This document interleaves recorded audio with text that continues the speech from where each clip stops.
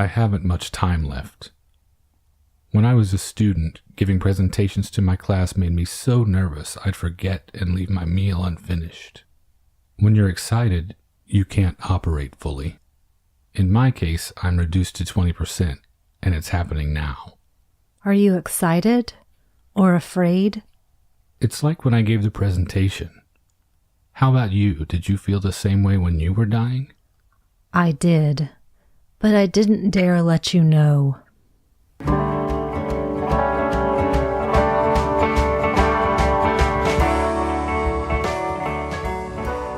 Welcome to the Magic Lantern Podcast, an ongoing informal discussion of the films we love and the things we love about them. I am Erica Long. And I am Colro Lane. Each episode of the Magic Lantern will be devoted to one film that we alternately select, and we will discuss why it is significant to us. We are at episode 67, and we're back to Cole's selection, so what will we be discussing today? Today we are going to be discussing my favorite film from 2010, which is Uncle Boonmee Who Can Recall His Past Lives. Directed by Apichatpong Weerasethakul, starring Thanapat Saisamar, Jinjira Pongpas, and Nathakarn Afayawong.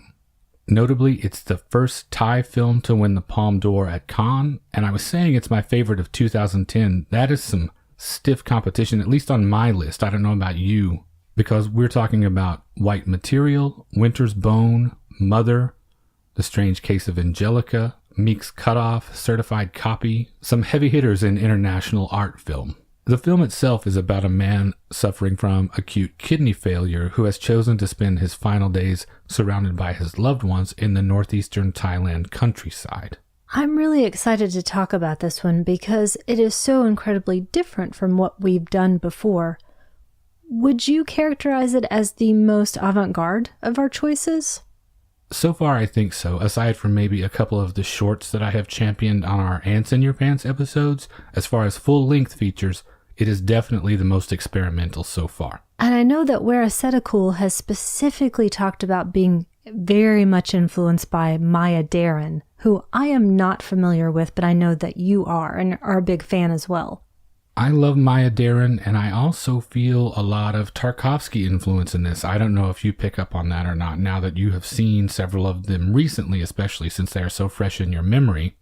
The long, lingering takes, the languid pace. There's an intelligence and a playfulness at work simultaneously. It makes me think about the use of memory and also those cultural institutions, histories, and beliefs. You said it better than I could. I think that nails it exactly, especially when I'm thinking of the Tarkovsky comparison. But I do want to be careful of two things right there. One, I don't want the use of the label experimental to dissuade people from seeking this out. I know sometimes that puts up a barrier for some people, but this feels like an extremely accessible film to me. I completely agree, and I saw it totally blind when you presented it at one of our movie nights. And two, I want to avoid coming across as if we are saying he is somewhat of a Tarkovsky clone, because he is a very distinct voice in world cinema. There is nothing like Weerasethakul on the cinematic landscape right now. In fact, I am going to say that he is my favorite filmmaker of the 2000s. Wow, that's pretty amazing. I want to go back to the accessibility for just a second. And speaking of the movie night that I mentioned, one of our friends who came, I would say, not to disparage him, has pretty mainstream tastes. This ended up being the favorite thing that he saw of everything that we showed to him. I think that's a testament to how tender and inclusive and thoughtful Weerasethakul is. It's easy to think of experimental film as synonymous with confrontation, but that is not his way. And as far as the Maya Deren thing goes, yes, you are right. I do love Maya Deren. I don't know that I see as many echoes of her work in his. I do think, though, that any filmmaker who has an avant-garde sensibility or is more experimental in their methods, for all of them, Maya Deren is ground zero. He also mentioned that he doesn't have any problem with the idea that not all films are for all people, and that's okay. But I really do hope that people seek this out. Well, this feature film itself was born of the Primitive Project, which was a multi-platform art project which otherwise consists of a 7-part video installation and 2 other short films. It deals a lot with his home region in northeastern Thailand and how that area intersects with all of his personal preoccupations with memory, duality, transformation, politics. This is also a bit of a love letter to the Thai culture and the pop art that he grew up with. It's 6 reels, and each reel is referential to a different style of filmmaking. Now, the concept of the 6 reels, I didn't know about going in. And even after I learned about it, having watched it the second time, it didn't feel as though it was 6 different films, if that makes sense. It seems like an interesting thing to look at now and another layer of viewing, but it feels quite seamless to me just as a random viewer. Do you think it would have changed how you felt about it if you had been well aware of it going in? I think it might have, and I think I might have been looking for those differences. But I'm really glad that the first time I watched it, I just watched it as a viewer, just taking it all in. Well, I thought we could give a brief rundown of how the sections work and then just sort of go through what we thought was notable about each one. The 2 reels that bookend the film, the first and the last, I feel like are very specific examples of Weir Sedakul's style, dealing with the things that he is preoccupied with. The first one specifically with the rural environment and with nature, and the last one ending up in the urban environment. And in each of these 2 sections, you see him dealing with themes that he frequently deals with. Issues of family, shot in long takes, minimal dialogue, multiple points of departure, let's say, reincarnation, illness and mortality. If you get to know his catalog, you will not be a stranger to these ideas by the time you're done. In between that, the second reel, we have a much more classical and somewhat stiff presentation, more of a theatrical presentation that is a bit of a nod to the film and television that he grew up watching and the inclusion of some of these more supernatural characters even to comic books he read as a kid. Following that, you have a nice almost documentary feel for the next section with some especially French touches to it. The next piece would be a costume period piece, almost a bit of a fairy tale. And then the 5th section, the penultimate section, more of a jungle exploration story. So, starting with this first reel, when we see them traveling to the countryside, what were your initial impressions on that first viewing as they are wordlessly riding in the car, or even before that, as we're observing the water buffalo that gets spooked and breaks his tether? The film opens with sound first, and that immediately puts me directly in the place. It's the cicadas and the jungle noises. And I will say, with the introduction of the water buffalo, this made Uncle Boonmee, Gibson, our dog's 3rd favorite film. I have never seen him react to a movie like this. He was still looking for that water buffalo days afterwards. He literally, and he's never done this before, went right up to the television so he could be nose to nose, and as soon as the water buffalo wandered away, he went around the back of the television to see if he could find him. So what I'm saying is Gibson gives this one 5 popcorn bags out of 5. He does. I do as well.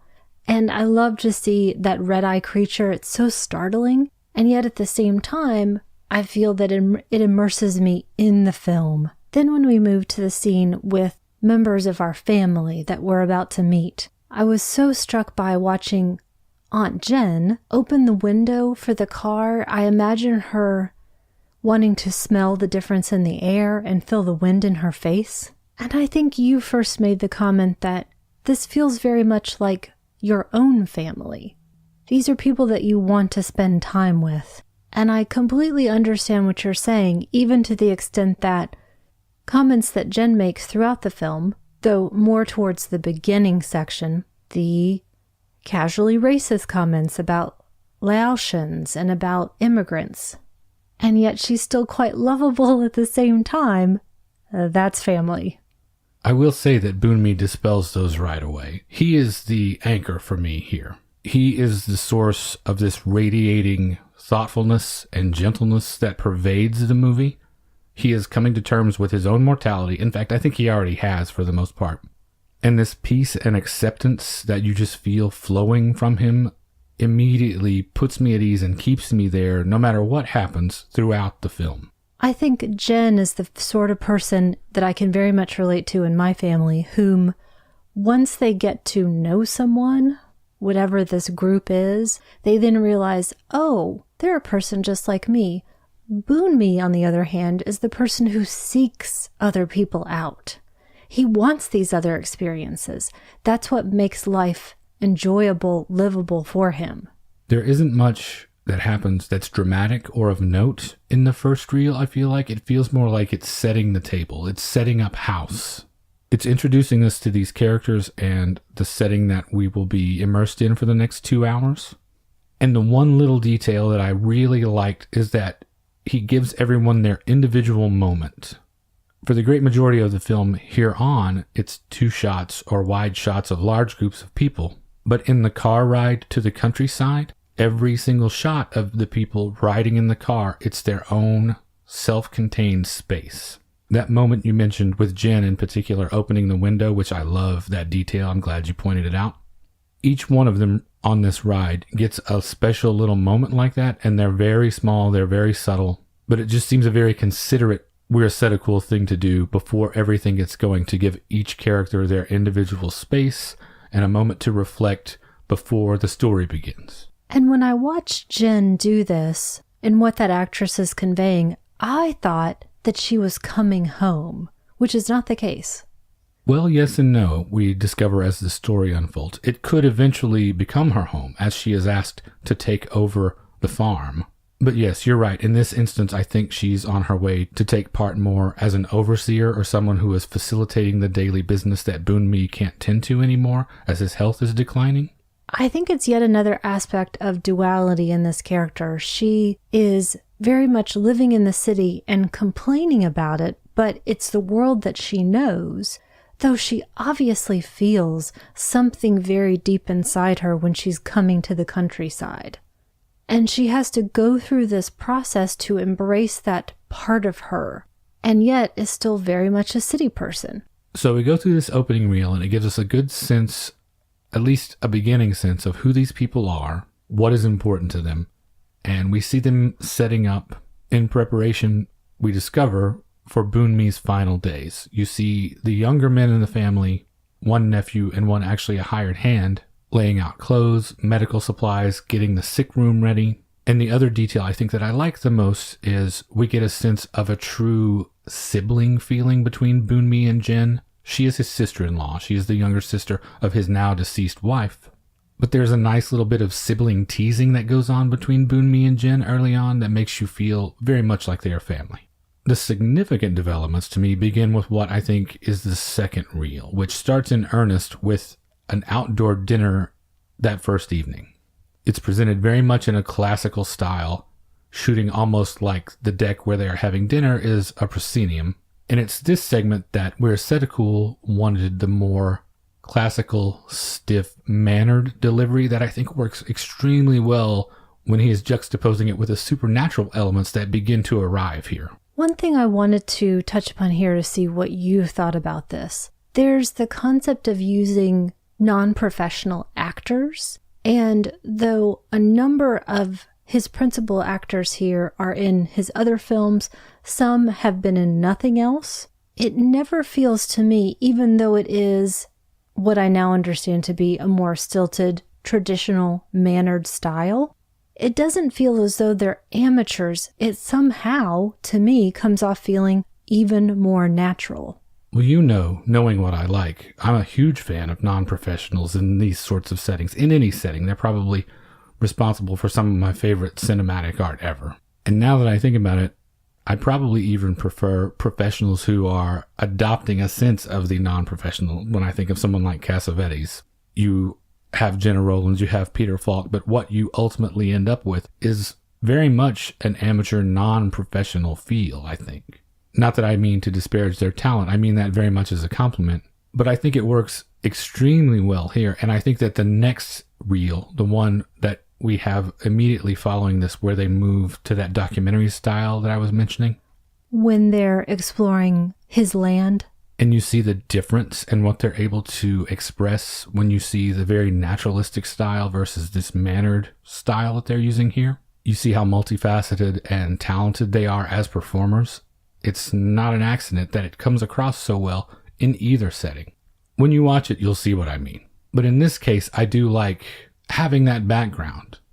Going in blind, like you mentioned, it has a very specific feeling to it, but now knowing that he is specifically referencing older Thai films and television in which the performances were less than professional level, let's say, to be diplomatic, in which you could actually sometimes even hear the actors being fed their lines as the cameras are rolling.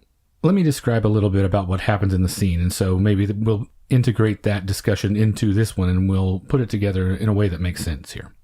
It begins with a family dinner in the evening outside with this beautiful serene setting that you mentioned with the cicadas, and it's a pretty banal conversation. It's just fun reminiscence about youth and beauty. And in the middle of this, unexpectedly, Boonmee's dead wife, Hui, begins to slowly fade in and materialize at the dinner table. I like that this is not a CGI effect. Again, in keeping with that tradition of using an older style, so that I feel that I'm watching something naturally unfold before my eyes. I think I like most their response to it. It seemed very appropriate. It's not hysterical. It's not fear. And this is where that mannered style comes in. It feels controlled, but not overly so. It feels the way I would like to be received if I ever come back and sit in on family dinner when I am a ghost. I just took it to be that it was part of a cultural idea that ghosts are always with us. And so it's not a shocking surprise. There's no terror involved. And Boonmee asks, which I think is quite natural, are you here to take me away? He says a couple of things, and I think the one that I appreciate the most is that even 19 years dead, he is more concerned for her than himself. But I think you're right. There's a lot to be said for Eastern-Western differences in terms of how audiences approach this film. It might seem a little too odd initially, or unrealistic, their reaction to this, because of what we're used to and how this theme would be treated in an American film, for instance. And it doesn't end here. The family reunion rolls on as another, even more odd manifestation happens when Boonmee and Hui's long-lost son, Boonsong, returns to the family table as a monkey ghost. I think Jen was a bit more distressed by his appearance first, and then that goes away very quickly. And he begins to tell his story of what happened, the choice that he made to go out into the mountains. And he decided to mate with another monkey ghost, which is how he came to be where he is. I think I was still really interested the most in Jen throughout this. Because again, as this family dinner continues, they are looking at pictures of Hui's funeral.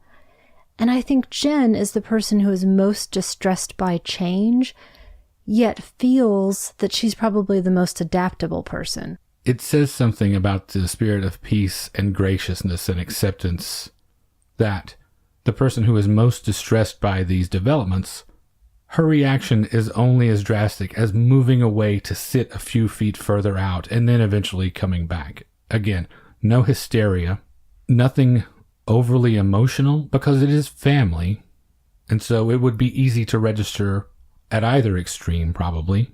But that undercurrent of generosity of spirit envelops everything, so much so that the person who is having the most virulent reaction is only, I need a minute away to take this in and then return to the fold. The other relationship and how that plays out that I was most transfixed by, and that's what inspired my recommendation when we get to it, is Hui and Boonmee. Watching how she relates to him as a person who is very much not in this world, but here for a specific reason, has accepted exactly what she is. And then Boonmee, who is reacting to her, it feels as though she's almost that life preserver that he wants to hang on to, but he's not trying to cling to life. I love watching them react to each other and that interplay. It causes a lot of emotions in me, and so I keep coming back to it. Specifically because you find yourself imagining what you would be feeling in that situation? Yes, definitely, in all its different aspects for both characters. Well, there are a couple of things about Hui's appearance and their interaction that I want to ask you about. And I have one thing in particular that really appeals to me about it. And you alluded to it a little bit. He's not clinging to life.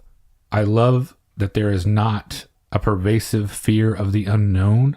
Even though this is a very Buddhist-centric film, I feel like We're Aesthetical balances that so well with worldly pragmatism that it appeals to me in my very secular attitude. This idea that the veil between this world and another is so very thin and not very much changes, I really find that appealing. I don't need a larger, more grand idea. I don't even need that idea, for example. I don't need there to be any other idea. I don't need there to be anything on the other side. But I love the very matter-of-fact way that this is presented and everyone's reaction to it as this is very normal. There is nothing to fear here. How did that strike you, that approach to what lies beyond the life that we know here? I really respond to the idea that you don't need the concept of our worlds are constantly being intermingled and our loved ones are with us as a comfort. And yet it's quite comforting at the same time. And I think Boonmee finds it to be comforting. That comfort he finds, though, is very specifically rooted in the fact that he loves her so, not because he's afraid of anything else. Absolutely. That's probably why I find it to be so interesting, because it is your most loved one. But he is at no point terrified by the journey that is in front of him. And yet it's lovely to have the person that you loved most in the world by your side as you do it. I think tellingly, it's Jen who talks the most about karma, while potentially Boonmee is the person who might be most affected by it. He talks about his past, specifically about killing so many communists. That leads me to a question that I wanted to ask you about Boon Song. He arrives as this unrecognizable spirit of the forest, and he warns them of the spirits in the jungle, talking about how they were perceiving his sickness and things might not have gone as well if not for Boon Song interceding on the family's behalf. Thinking about the political and especially the combat-oriented slideshow that we have much later in the film, is Boon Song a little bit on the nose as a political metaphor?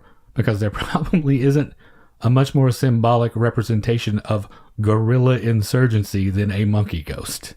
Someone literally leaving the world they know to live in the jungle as one of these spirits. And the reason I ask is because I know it's an oppressive regime that We're Aesthetical has to deal with. Censorship abounds, and he has to find these very clever ways to get these ideas across.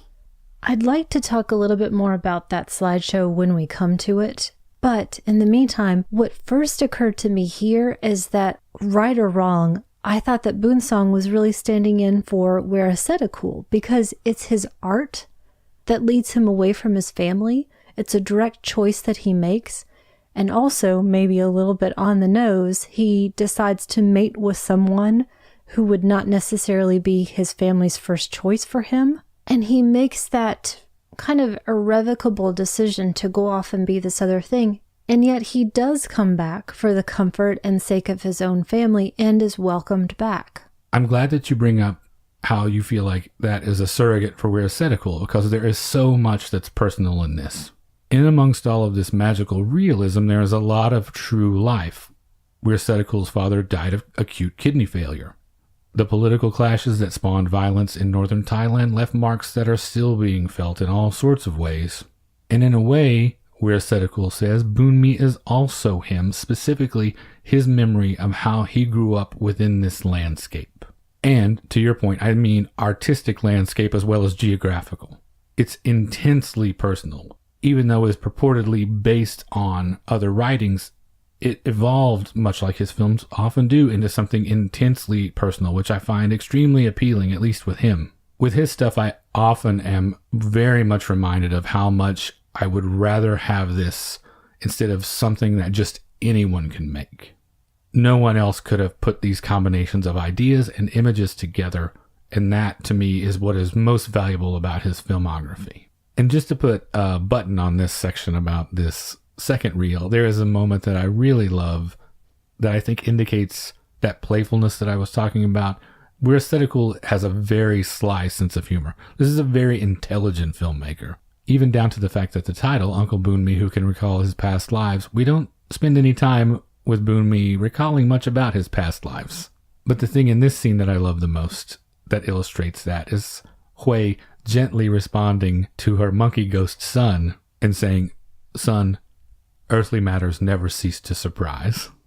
So we begin a transition into the third reel here, and Hui keeps vigil, sort of watching over Jen as she sleeps that evening. And Jen and Boonmee take a walk in this documentary section with this French feeling that I was mentioning, where they are surveying the tamarind harvest.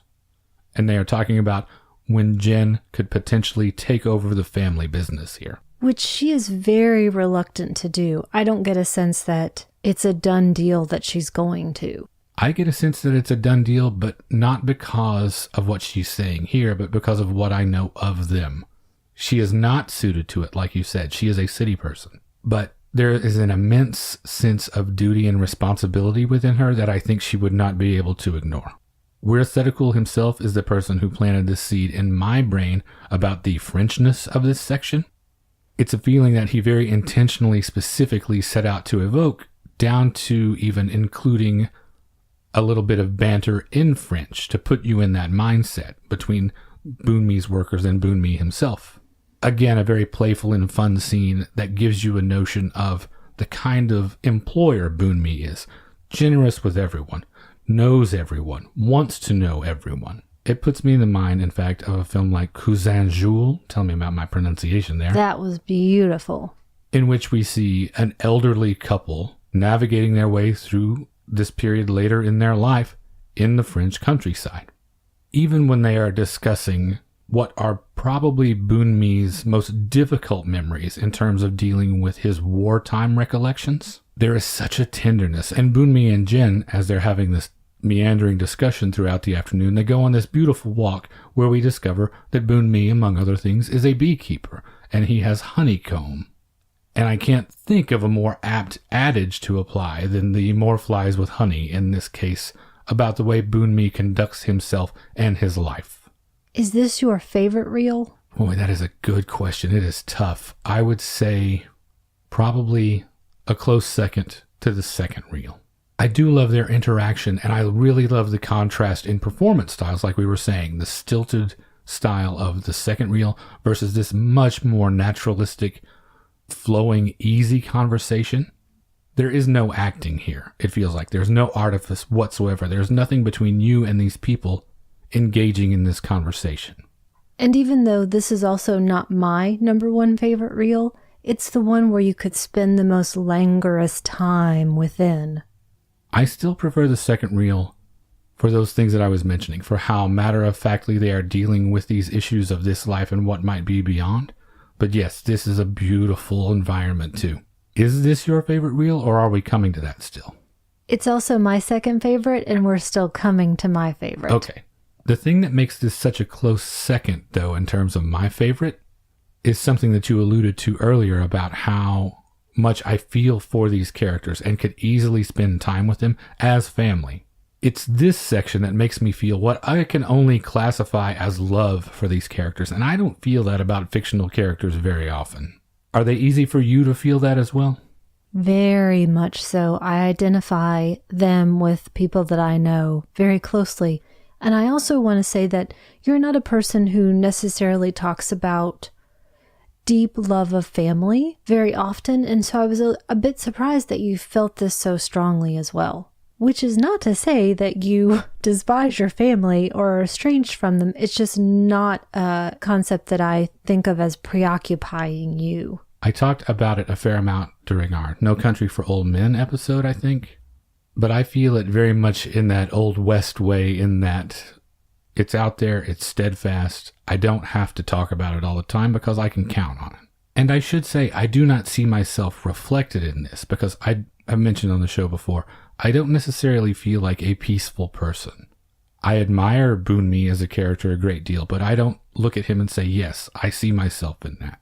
I don't know that I'm capable of it. But what I do see is that they are genuinely interested in one another's conversations. They ask questions that spur more questions. They listen, they care, they are innately curious people. That part of them I definitely relate to, and I think that's why I care for them so much, is that they clearly care for each other so much. I respond to it in what I think of as the absolute ideal and best part of family is that you're there not from a sense of obligation, but truly from a sense of love. And I will say, you frequently chastise me because I will make reference to slow cinema, and every time I pull out an example, you always tell me, it doesn't feel that way at all. This goes by incredibly fast. So I'm going to be the one to say it first. Although this is slow cinema, I am on the record here as beating you to the punch and say it does not feel like that at all to me. You took the words right out of my mouth. I just feel it's important that as we go along here, we periodically throw in that I really want to encourage people to fight through what might be possible initial frustrations with how bewildering this film can be at some points. Throw away your expectations that you have built in about traditional storytelling and just go along with this. Trust this filmmaker and this film. And speaking of sticking with it even though it's bewildering and where Sedekul's sly sense of humor, we now arrive at the fourth reel, probably the most notorious for anyone who's heard anything about the film in advance, the Princess and the Catfish reel. And it's a bit of a costume drama, like I mentioned, a period piece, a twisted fairy tale of sorts. And it begins with a disfigured princess being carried through the forest. She's taken to the water's edge. Her reflection transforms. She begins to speak to someone, an amorous servant, as it turns out to be initially. The servant's advances are rebuffed and he is dismissed, and then the seduction is taken up by a water spirit as represented by this catfish. And I think where Sedekul is commenting on a couple of things here. One, the censorship thing I mentioned and how he has to slip these sly things under the radar. There's a part of this, I think at least, that is no accident that this person is royalty. They're a figure of authority. And we find them to be vain or insecure enough to be easily seduced or straight up tricked by a mischievous spirit. But in keeping with his gentle side, his tender nature, there's also a commentary, I think, on how powerful the desire to be loved and admired can be. It's a universal idea, a very seductive idea, that no one is immune to, essentially.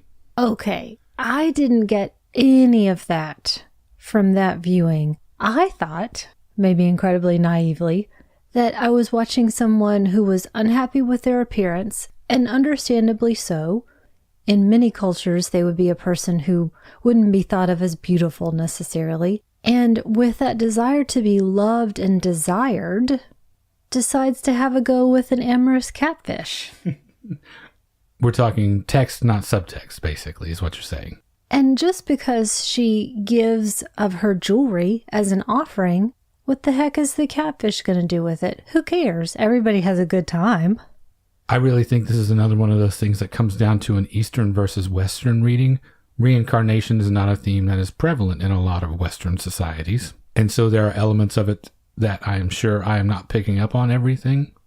And I come from a culture, so I read it this way, that those sorts of spirits are trickster spirits, like the Kokopelli, or something similar. But even in Japan, there are countless folk tales of those sorts of mischievous or downright malevolent spirits that are going to trick you out of all your worldly possessions, use you for exactly what they want, leave you devastated. I don't think it happens to that degree in this.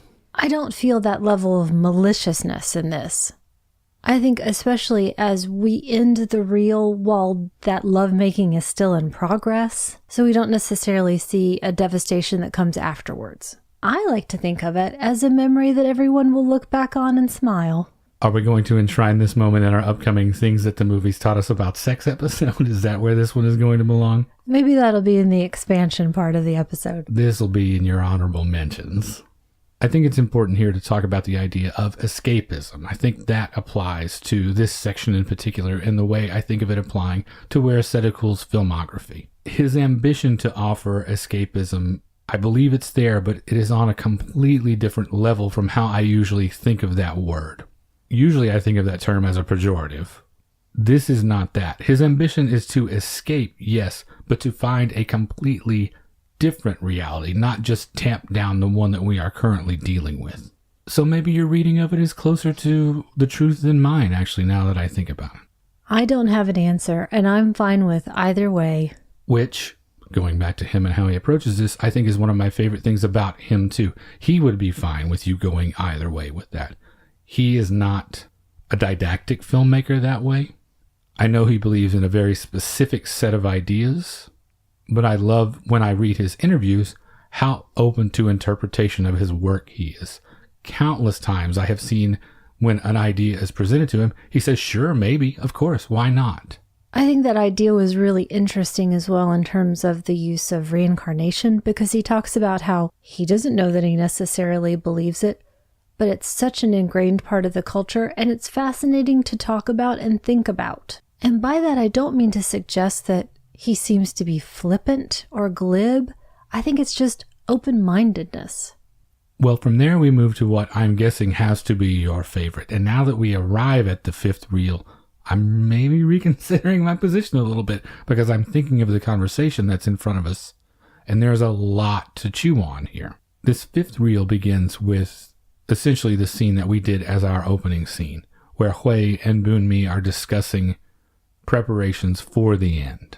He knows he's running out of time, and they have this conversation that we reenacted a small part of that is a transcendently beautiful moment. And where Sedeku's skepticism of religion comes in here, that echoes a feeling I have, so I feel very comfortable with this notion, heaven is overrated. I think that's the part that I respond to the most in this conversation that they're having, talking about what to expect and how each one feels about this process. He's confessing his fears and anxieties to Hui. He's a little embarrassed of his own aging and deterioration.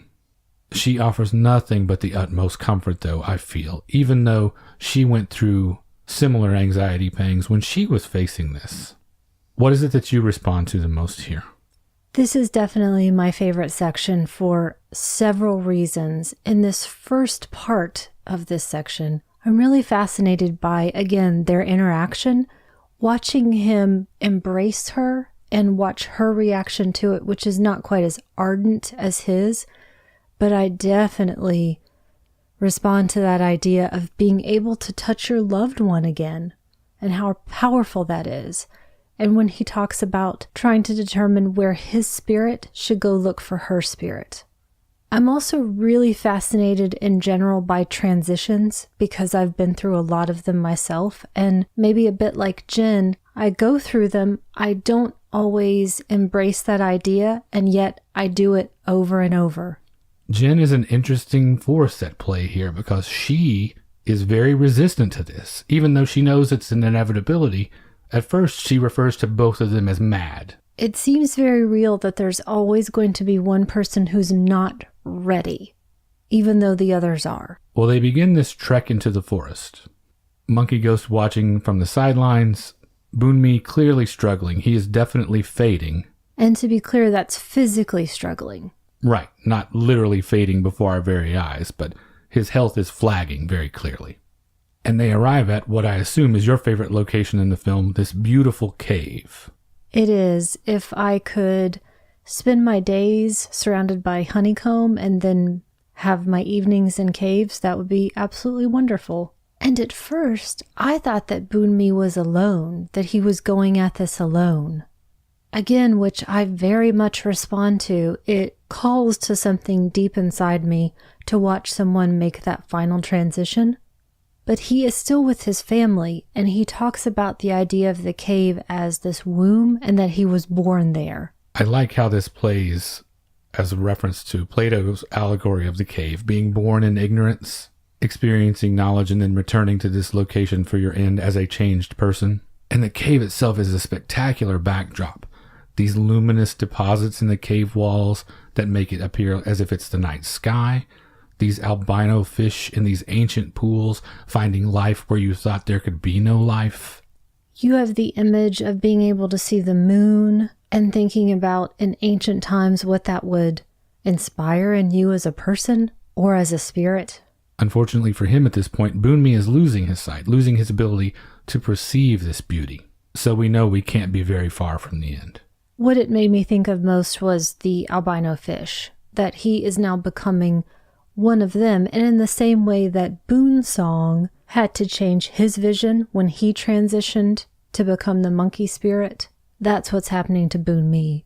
Intercut here with all of this beauty, we have this jarring slideshow that makes reference to this military violence that we've been hearing about all this time, but in a much more contemporary sense. And this is what we alluded to earlier in the episode. It plays as if it's possibly Boonmee's final dream. For me, though, it plays more as a shocking reminder in the middle of all this gentleness of the world's capacity for hostility, for cruelty, and especially how I associate that with modernity. Because the images we see seem to be of contemporary young men. It seems current in place and time. It's not his reminiscence.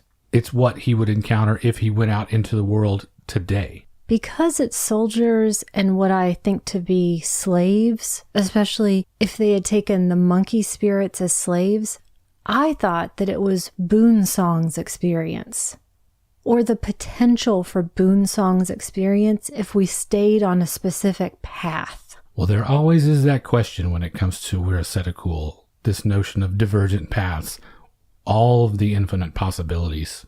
But we come out of this reverie to discover Boonmee is now dead.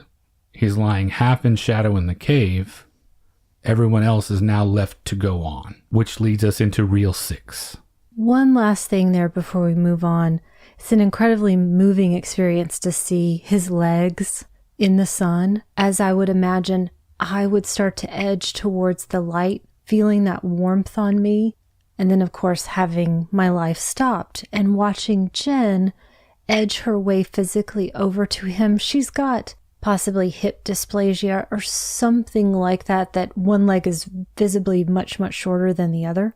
So the mechanism of her scooting her body over 1 foot at a time to get to her loved one is very beautiful. So we return to what I think of as We're Ascetical's signature style for this final reel when Jen returns to the city to conduct a memorial, to get on with the affairs of putting all of this stuff in order. We learn that the nephew Tong has gone to the temple to begin to study as a monk. Again, something I don't think he's entirely suited to. Much like everyone in these films, they have these splits in their personalities. And while I'm tempted to say duality, which I think we've probably used as a term a couple of times now, it's more than that. It's more than just two. I don't want to portray it as a dichotomy, because it is much more than two choices that We're Ascetical is trying to make us aware of. But Aunt Jen is in the hotel room sorting through offerings. He can't sleep. He comes over, and we see their spirits diverge. We see them become two sets of people here. One that stays in the hotel room watching television, one that goes out in the city for a meal. And I don't know why exactly it's the two of them leaving the other young woman that's with them behind, though I get it, but I don't have a specific clear answer that I can articulate. And I really enjoy watching Tong's reaction to it. He's very surprised and lingers for a moment while Jen is not. You mean in terms of actually being able to observe that there is a split? They see themselves still watching the program on TV as they are leaving. There's a lot about this idea that he is trying to put across that I really like. Before I forget to mention it, there's also one of those just intuitive moments that I think really connects with me. We're Ascetical specifically refers to the song that he used for this final section. And it's a very We're Ascetical choice in that he chose it for no reason other than the feeling it gives him. It's not the lyrics. It's not that he has a particular connection to the artist. The sound, the combination of the way the music sounds and acts with the scene gave him a very particular feeling that is completely intuitive, and he went with that choice. Somehow I feel that I totally get that, because every time I listen to it come in and I watch Jen listen to it and think about, is she going to get up and sing it for karaoke as well? It seems to make perfect sense. It seems to reflect the beating of their hearts, the song in their bodies, a sense of modernity, but something else that is transcendent of culture. It seems totally apt somehow, and I don't know the lyrics, I don't know what's being sung, but somehow I feel it in my body as well. But to get back to that idea, I like that this is indicating that I've talked about a little bit, not just duality, but more than that. Divergent timelines, these phantoms that we become with every choice that we make, having more than one identity in the same life even. All of those themes that he deals with all the time, the rural versus the urban, disenchantment. The end here, I think it's indicative of a much bigger idea. He's not just trying to tell us that there's a second option, but that there are infinite options, which I see as a very uplifting sentiment. I really love the note that this goes out on. To me, it doesn't feel melancholy at all. It feels very encouraging. I noticed in another interview that I was reading that he said religions are dangerous to humankind. Again, a sentiment that I heartily agree with. The way he thinks about it and the way I think about it dovetail really nicely with this final scene, in that I believe in the adaptability of the human spirit, but in a way that is applied very concretely, not in a metaphysical sense exactly. More in the sense that people lack self-awareness and therefore never truly know what they are capable of, which is considerable. And the real world and all of its infinite possibilities is wondrous enough, and that's the feeling I'm left with when this fades to the credits. I think I feel slightly differently than you. I do feel more of a sense of melancholy. I think that's because we're left with Jen's face. And I don't mean that in a bad way. I don't have a problem with melancholy. I also think about those more concrete choices ahead for them. And they do seem a bit more prosaic than infinite, but that's my worldview. So I truly hope that there's a third and a fourth and a fifth version of Jen and Tong out in the world doing whatever. And that most of all, that our sort of forgotten young woman is not tethered in that room. Well, that brings us to the end, and I am left wondering if you think, now that you've seen it twice, if a second viewing is absolutely necessary for this. Because I was thinking about how there are some people that might call that a failing. Why make something that is so deliberately unyielding that you have to go back to further mine it to understand it at least once more? That will never be a failing, ever, for anything, any piece of art, music, visual, whatever it is. Don't you want to return to something, to find something new, or discover something new, or understand something in a different way, or look at a super cool cave again? So that second pass of Porky's 2 is an absolute necessity? Well, that I can't answer, but my part B to that question is my inevitable full disclosure. The first time I watched it, this was at our movie night, I fell asleep, which is not a comment on the film. You dirty dog. I do that often only because of, again, prosaic reasons. I'm just tired.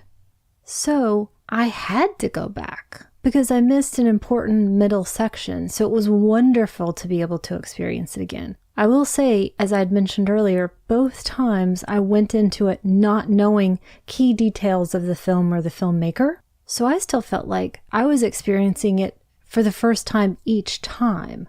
And I was not trying to mine it for meaning. I was simply, as I do with most things, just letting myself go. So now back to you. Were you looking for a film featuring an amorous catfish and you decided, let's do this one?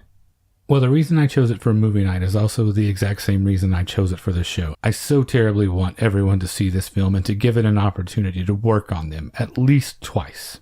Mainly because I don't think you're ever going to see anything that is so tenderly and genuinely trying to show you something you otherwise wouldn't see. It is a little slow, yes, it moves at the speed of someone at the end, someone who is saying goodbye.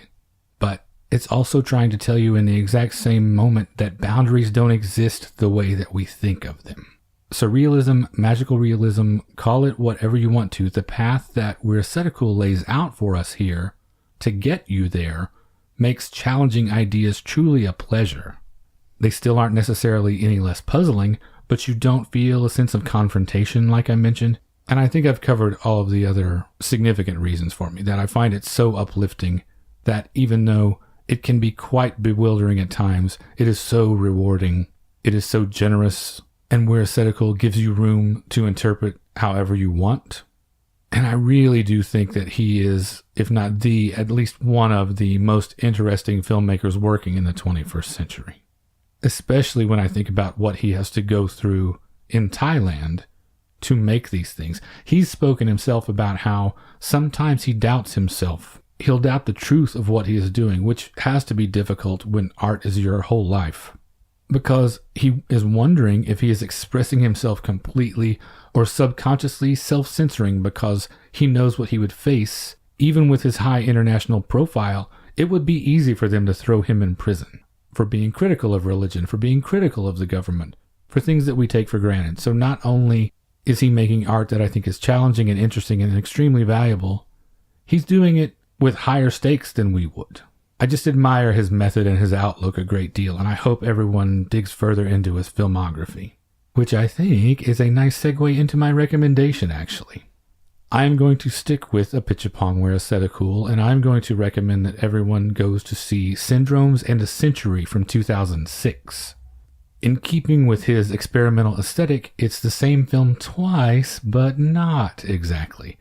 It's a film split into two halves, where the performers and action basically are the same in each half, but with different settings and resolutions, if resolution is even the right word for his filmography. It's inspired by his parents and their relationship and tells the story of a pair of doctors, each living through their version of this narrative.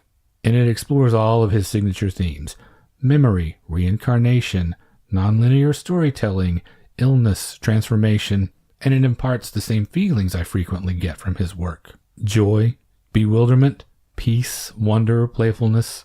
If you enjoy Uncle Boonmee, you will not be disappointed by Syndromes and a Century. And before I forget, I do want to mention that the great majority of his stuff can all be found via Strand Releasing. He hasn't turned up on the major boutique labels that we tend to buy or that are on people's radar the most, but I do want to put in a special plug for Strand Releasing, because not only are they a significant art house presence, but you won't find a better label at curating LGBT-related films, either the stories themselves, the themes contained within. Strand Releasing is excellent at that stuff, and you'll see this stuff turn up in his work as well, so it's no accident that that's who is distributing his films. But yes, I want to definitely put in a plug for Strand Releasing. And what about you? As I mentioned a few times, I was really struck the most by the ideas of grieving, the loss of loved ones, and transitions. And that made me think of Blue, the first film in the Three Colors trilogy from 1993, written and directed by Krzysztof Kieslowski with Juliette Binoche. Blue was the first entry that goes along with France's national motto, Liberté, Égalité, and Fraternité. Blue is liberté. The idea is about a woman, Juliette Binoche, struggling to find a way to live her life after the sudden death of her husband and her child. She starts out by seeking to be completely free of any commitments, going to some place where no one knows her, leaving the past completely behind in a number of different ways. And yet, she is continually drawn back into caring for other people, a sense of community, returning back to that old life as well. And it's also about finishing things, whether they are left to you to finish or not, as I think Jen faces, whether or not they were created by you. I haven't seen this film in many years, and I saw the trilogy in the order that it came out as well, and I would love to revisit it. I think it would be great for our show as well. It was the first film that I saw as an adult where Juliette Binoche's full range really spoke to me, which I know is kind of an odd thing to say because it's not as though she's some sort of a slouch in the acting department, but she really made an impact here on me, especially when I look at the choices that she makes in order to inflict pain on herself to feel something, and how those feelings come out. So we've done it again. 2 great recommendations, Syndromes in a Century and Blue. And that brings us to the end of episode 67. Before anything else today, I would like to say a special thank you to Matt Gasteyer for becoming our newest Patreon supporter. If you would like to check out all the things we offer there, you can find that at patreon.com/magiclantern. Other special thanks this time around go to Aaron West, who just had us on for an episode of his great show, Criterion Now. Thank you so much, Aaron. It was a great pleasure.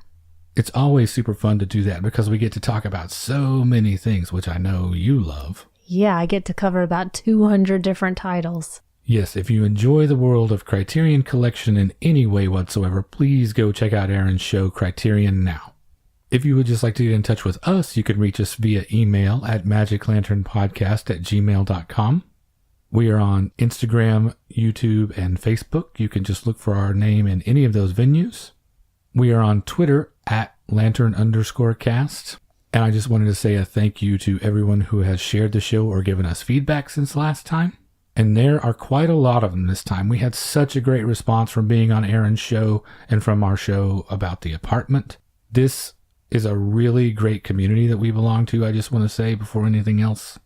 Our podcast brethren, all of our other friends and listeners, it's really gotten the year off to a great start for us, so thank you very much. Tim Lego, the fine gentleman at Fuds on Film, Keith Rich, John Laubinger at the excellent podcast Film Baby Film, Doug McCambridge at the equally excellent podcast Good Times, Great Movies, Grindhouse Dave, Dave Hollingsworth, 2 days for the price of 1, Brian Sauer, Becky Deanna, Jeff Duncanson, Jason Beamish, Mark Herney, Danzel Escobar, Adam and Allie at the really fun show So That's How It Ends, Tim and Leon at Yaga Day as always. Thank you all so much for your input and for spreading the word. We are on Apple Podcasts, Google Play, Stitcher Radio, pretty much any podcatcher you use, you can find us. I also want to say a special thanks this time around to Michael Hutchins, who left us a wonderful 5-star review and said a lot of wonderful things about the show and a number of other places online. Thank you so much, Michael. We appreciate that. And also thanks to the anonymous person that left us another 5-star rating. That's great. Anytime any of you would like to do that via any of those services, we will certainly appreciate that. And finally, you can find all of our episodes, including supplemental material, at the website magiclanternpodcast.com. And thank you for listening to the Magic Lantern Podcast.